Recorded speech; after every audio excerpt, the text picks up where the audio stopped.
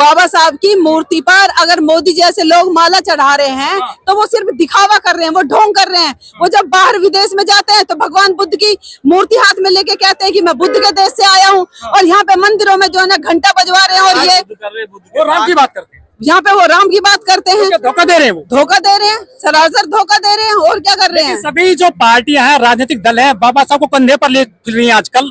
ये क्या वोट का जरिया हो गए हैं बाबा साहब? आज वो नौटंकी कर रहे हैं। सिर्फ और सिर्फ बहुजन समाज पार्टी एकमात्र एक ऐसी पार्टी है जिन्होंने बाबा साहब को घर घर पहुंचाने का काम किया है। उनको वोट नहीं मिले बहन जी को।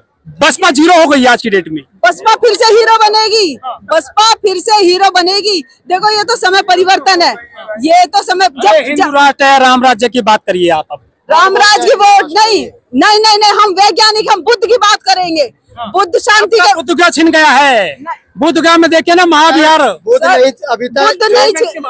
बुद्ध नहीं छिनेंगे। बुद्ध के लिए युद्ध किया जा रहा है वहाँ पे जो है ना, मतलब बुद्ध के कोई युद्ध की बात ही नहीं करता, अब युद्ध की बात कर रही है। बुद्ध के लिए युद्ध, शांति का युद्ध करेंगे हम। शांति के साथ जो है ना बुद्ध को अपनी 50 दिन से ज्यादा हो गई है, बट वहाँ बोध गया में सफलता नहीं मिल रही है। ये तो जो है ना मतलब वो है क्या क्या आंदोलन है, ये तो आंदोलन है। और आंदोलन तो जाने कितने लंबे समय तक भी चलता है। ये तो लड़ाई है, अभी तो लड़ाई है, आगे अभी तो अंगड़ाई है, आगे और लड़ाई है। ये तो सदियों से होता रहा है। बाबा साहब के जन्मदिन पे मैं एक नारा बुलंद करना चाहती हूँ, जुल्म जब हद से बढ़ जाए, जुल्म जब हद से बढ़ जाए तो फिर सैलाब आता है। और जन्म बाबा साहब डॉक्टर भीमराव अम्बेडकर का होकर इनकलाब आता है। ए बहुजन तुम जाग उठो, ए बहुजन तुम जाग उठो, मत समय गवाओ सोने में।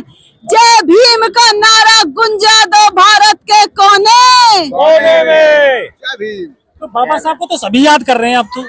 बाबा साहब को याद करना पड़ेगा, और खासकर नारी जाति को तो जरूर याद करना पड़ेगा, क्योंकि नारी जाति की जो दशा आज है, जो नारी जाति की दशा में परिवर्तन है, वो सिर्फ और सिर्फ जो तरक्की की है, जो सीएम और पीएम के पद पे पहुंची। अगर इंदिरा गांधी भी देश की प्रधानमंत्री बनती है तो ये सब बाबा साहब की देन है। अगर बहन जी 4 बार उत्तर प्रदेश की मुख्यमंत्री बनती है तो ये सब बाबा साहब की देन है। तो ये हमारे लिए बहुत बड़े प्रेरणा स्रोत है, और उनके पद चिन्हों पर चलकर हम भी इन पदों को जो है ना अपनाएंगे, और एक दिन ऐसा आएगा कि हम भी सीएम और पीएम की कुर्सी पे बैठेंगे। स्वर्ण महिलाएं कितना याद करती हैं बाबा साहब? ऐसे स्वर्ण महिलाएं तो बाबा साहब को इसलिए याद नहीं करती क्योंकि उनकी मानसिकता तो दूषित है। काम तो सबके लिए किए थे बाबा साहब, हिंदू कोड बिल में काम बाबा साहब ने सबके लिए किया है, लेकिन उनकी जो परवरिश हुई है, उनके लिए जो मतलब उनकी जो परवरिश है, उनका जो मतलब आधार चला है जमीन से, वो उनकी मानसिकता अलग है। लेकिन बाबा साहब ने जो दलित महिलाओं के लिए किया है, जो एक निचले वर्ग के लिए काम किया है, और उन पर बहुजन महिलाओं के लिए जो कार्य किया है, उस काशीराम साहब ने काम किया, बहन कुमारी मायावती जी ने काम किया, तो उनकी सोच के तहत ही पूरे जो बहुजन समाज है उसका उद्धार हुआ है। और ये जो स्वर्ण समाज की महिलाएं हैं, ये तो पहले से ही मतलब अग्रणी है। तो मंदिरों में जा रही है, वो बाबा साहब को कहाँ जानती? कौन नहीं जानता? व्रत रखती है वो स्वर्ण महिलाएं। स्वर्ण महिलाएं तो व्रत रखेंगी, स्वर्ण महिलाएं तो व्रत रखती हैं, वो बाबा साहब को नहीं जानती। क्या जरूरत नहीं बाबा साहब की? उन लोगों को जरूरत तो उन्हें है, वो अनभिज्ञ हैं।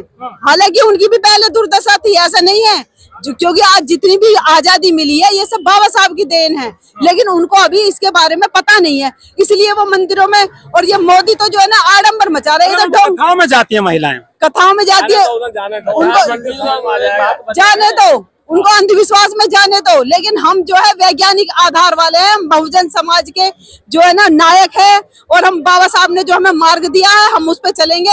हम मंदिरों में जाके घंटियां नहीं बजाएंगे कि बाबा साहब की मूर्ति पे माला, विचारों पे ताला, इसमें कितनी सच्चाई है? नहीं नहीं नहीं, ऐसा नहीं है। बाबा साहब की मूर्ति पे माला भी वही चढ़ाते हैं जिनके विचारों पे चलते हैं। हमारे पास खाली कलम की ही ताकत नहीं, हमारे पास हथियार की भी ताकत है, वो ये कहना चाहते हैं। आप तो शोषण के शिकार हैं, रोजाना अत्याचार हो रहा है आप पे, आप कह रहे हैं कि हम ताकतवर हैं। ताकतवर बनेंगे जब हमारा समाज जागृत हो जाएगा, क्या खाकर सोया हुआ है समाज, संगठित होगा। जब हमारे समाज में एक सोच, वैज्ञानिक सोच आ जाएगी, हमारा समाज संगठित हो जाएगा, जागृत हो जाएगा। आपके महापुरुष इतने सारे हैं, बड़े बड़े लोग हुए हैं, मंत्री हुए हैं, मुख्यमंत्री हुए हैं, गवर्नर हुए, लेकिन आपका समाज सोया हुआ कैसे रह गया आज तक भी? सोया हुआ समाज नहीं है। आज जो आप ये जन सैलाब देख रहे हो, ये जागृति का प्रतीक है। सोया हुआ समाज नहीं है, ये जागृति है। तभी तो आज पार्लियामेंट पे यहाँ पे इतनी भीड़ है। अरे आप सत्ता में नहीं आ रहे, पिछड़ों भी नहीं आ रहे, आएंगे सत्ता में भी आएंगे। सत्ता से दूर हो गए हैं। ना बहुजन सत्ता से अभी थोड़े, हाँ आएगा, एक दिन ऐसा आएगा।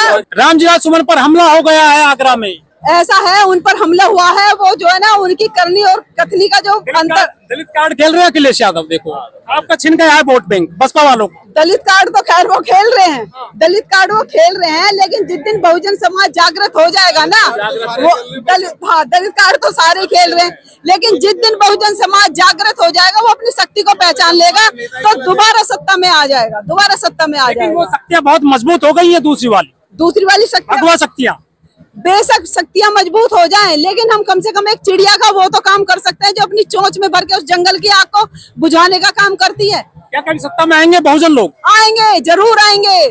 उम्मीद इनके बगैर सत्ता नहीं चलेगी, बहुजन समाज के बगैर। बस हमें अपनी शक्ति को पहचानना होगा। बहुजन समाज एक दिन इस देश का राजा बनेगा। आप लोग सोए हुए हैं, ऐसा आप कह रही हैं, तो कमी किसकी है? आप क्यों नहीं काम कर पाए जनता में जाकर, समाज में जाकर? हाँ, काम की कमी है। ये आप कह सकते हैं कि जो हमारा पढ़ा लिखा तबका है या जो हमारा जागरूक तबका है, उसका काम जो है ईमानदारी के साथ नहीं हो पा रहा। जिस तरह से साहब कांसीराम जी ने कैडर कैंप लगाए थे, बिगुल बजाया था, अगर इसी तरह के कार्यकर्ता आज भी पैदा हो जाएं तो बिगुल बजेगा और क्रांति आएगी। क्रांति आएगी, क्रांति आएगी। और रामराज जला रहे? नहीं, रामराज जो है ना, जिस दिन क्रांति आ जाएगी समाज के अंदर, उस दिन रामराज जो है धूमिल हो जाएगा। लेकिन मजबूत हो गए हैं और तरह से, मजबूत एजुकेशन उनके पास में है, सब कुछ उनके पास है, आपके पास क्या रह गया? कब्जा कर लिया सब। हम भी अपनी एजुकेशन के आधार पर बढ़ेंगे, आगे बढ़ेंगे। हमारे मन में एक विश्वास है, हम भी अपने बच्चों को पढ़ाएंगे, लिखाएंगे और उनके खिलाफ खड़ा करेंगे। लेकिन वोट नहीं मिलता। जो आपकी विचारधारा है वो धूमिल हो रही है, उसको वोट नहीं मिल रहा, उन्हें बरगलाया जा रहा। दरअसल वोट मशीनों का भी यूज किया जा रहा, मशीनीकरण किया जा रहा। ईवीएम क्यों नहीं हटाते, ये बताइए। लोगों के अंदर जज्बा भी है और जागरूकता धीरे धीरे, मतलब पहले से बढ़ा है, ऐसा नहीं है। लेकिन जो हमारे दलित लीडर है वो ठीक दिशा नहीं दे रहे, सही से काम नहीं कर रहे हैं। कमी सबसे ज्यादा वो है, कमी उस स्तर पे है। जो दलित लीडर है ना, उनका सबसे बड़ा कमी है। जो काशीराम साहब जो सामाजिक मूवमेंट चला रहे थे, वो बहन जी ने कितना आगे बढ़ाया बताएं आप? वो बहन जी ने आगे बढ़ाने का काम नहीं किया सामाजिक मूवमेंट को। बिना सामाजिक मूवमेंट के कभी भी राजनीतिक शक्ति किसी काम के नहीं रहेगा। ये बाबा साहब भी कहते थे और मान्यवर काशीराम साहब भी कहते थे इस बात के लिए। लेकिन जो मान्यवर साहब के जाने के बाद बहन जी ने उस सामाजिक मूवमेंट को मतलब पीछे किया है, मेरा ऐसा मानना है। लेकिन बहन जी ने तो जो विचारधारा है उसको मजबूत किया है, जो अम्बेडकरवाद है, जो बुद्धिज्म है, उसको जागृत किया है, ऐसा कहा जाता है। नहीं, वो सब उत्तर प्रदेश से पूरे दिल्ली में भी। बिल्कुल, जब तक काशीराम साहब थे, बहन जी एक अच्छी राजनीतिज्ञ तो है, लेकिन जो एक सामाजिक मूवमेंट को चलाने का जो एक वो है ना, सामाजिक मूवमेंट को चलाने का, वो कहीं ना कहीं पीछे हुआ है। बहन जी के अलावा कौन चला रहा है सामाजिक मूवमेंट, बताइए? कोई नहीं चला रहा है मेरी नजर में। बहन जी को दोष क्यों दे रहे हो? है? जो बहन जी ने काम किए हैं 4 बार की अपने शासन काल में, उससे पहले किसने किए थे? एक बार बताएं आप मेरे से। माननीय बहन जी 4 बार सीएम रही है। मान्यवर काशीराम साहब ने बहन जी को, एक दलित महिला को, एक बहुजन लीडर बना दिया। अब मुझे आप बताएं कि बहन जी ने कितने लीडर तैयार किए हैं? 1000। कितनी महिला तैयार किए लीडर? पार्टियों में डिप्टी सीएम तक बन गए बहन जी के बनाए नेता। तो लो, वो पाठक को जानते हो? मैं सबको जानता हूँ। वो यहीं से जाने के बाद ही तो बने हैं। लेकिन हम उनको सजो के क्यों नहीं रख पाए, आप बताएं? वो तो पार्टी में जो जाते रहते नेता दल बदलू है, वो तो आप उनके लिए नहीं बोल सकते। मुझे ऐसा देखो, मेरा ऐसा मानना है कि जो हमारी जितनी भी पार्टियां बन रही हैं, वहां पे डेमोक्रेसी नहीं है। बाबा साहब हमें डेमोक्रेसी दे के गए देश के अंदर, लेकिन हमारी पार्टियों में लोकतंत्र नहीं है। बीजेपी में डेमोक्रेसी ये है, वो अपनी विचारधारा को फैला रहे हैं, वो अपनी विचार सांस्कृतिक विरासत जैसे भी है, आरएसएस के स्कूल चल रहे हैं, संस्थाएं चल रहे हैं। बहन जी की कल्चर देखा आपने? हाँ, मैं गया हूँ।